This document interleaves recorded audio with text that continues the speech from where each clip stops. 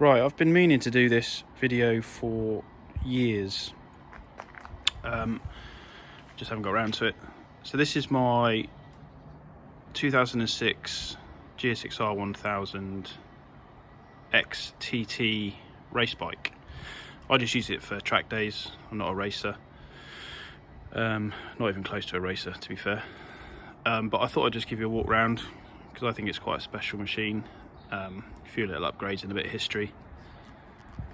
So the history of it used to belong to Ivan Linton, and it raced in the senior TT, I want to say 2006 or 2007. You can go onto the archives, TT archives, if you want and have a look. It was yellow and red, I believe.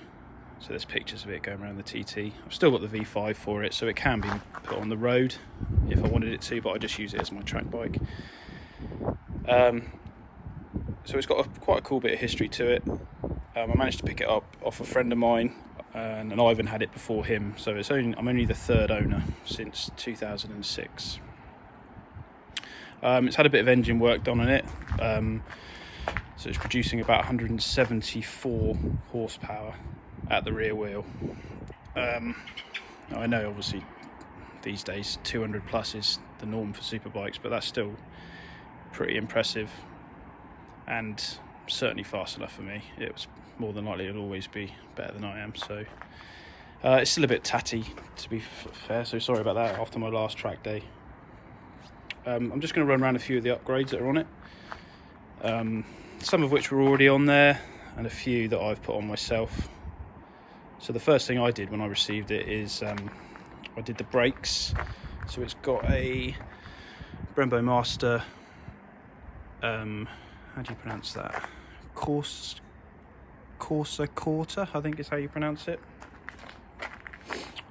Phenomenal brakes with Galfa discs, and it already had on the R1 monoblock calipers, which apparently was a popular upgrade around about that time. So with the braided lines, the master cylinder and the discs, it's fantastic braking system. It's more than anything that I need. It's the full Micron Serpent system, I believe is what it's called, which is nice enough.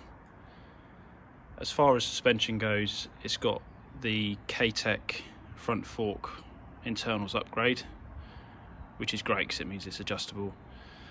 I also put the Olin steering damper on because it just had the stock one on when I received it. And the rear shock is just standard. I suppose I could think about getting a second-hand Olin's put in there or something, but for now it's been more than fine. It's also running the 520 Renthal and chain sprocket system with an aftermarket quick shifter. Other than that, it's pretty much as is. A few nice little bits and pieces, carbon bits and bobs, some frame protection, a few little nice Yoshimura trinkets, I guess you call them, but I mean, they don't add anything obviously to the speed of the bike, they're just niceties.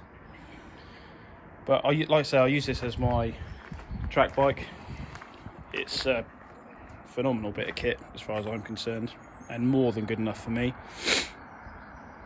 Like I say, it's still covered in all sorts of rubbish from the last track day I did, which wasn't in 2020, as we all know.